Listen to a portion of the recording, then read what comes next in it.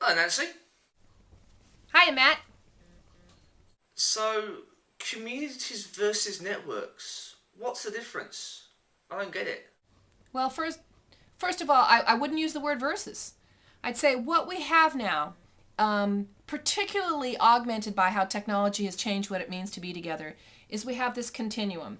And actually, it's probably a circular continuum. And it starts with individual agency. So I can go on Google and search for something. I can go learn something. I can go play a game, and it's about me. Then we get to this next thing where we're in a very familiar territory with human behavior, which is the bounded group. Okay?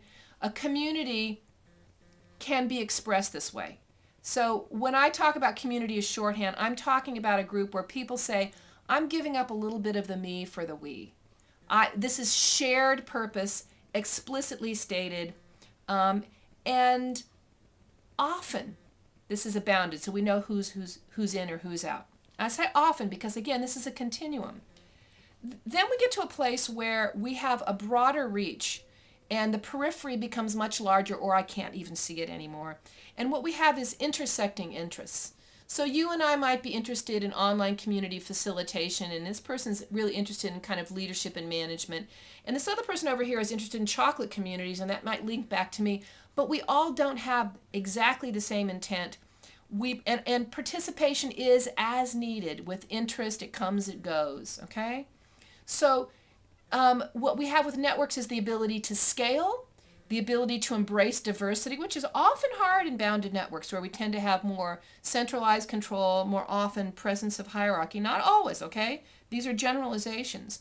The network sometimes is hard to get anything done because everybody just pops in and out. But in a focused community, we might have more ability to agree on roles, to set timelines.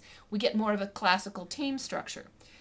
We might be able to send our learning out into the network and bring it back into the community, or likewise from an individual to the community or to the network.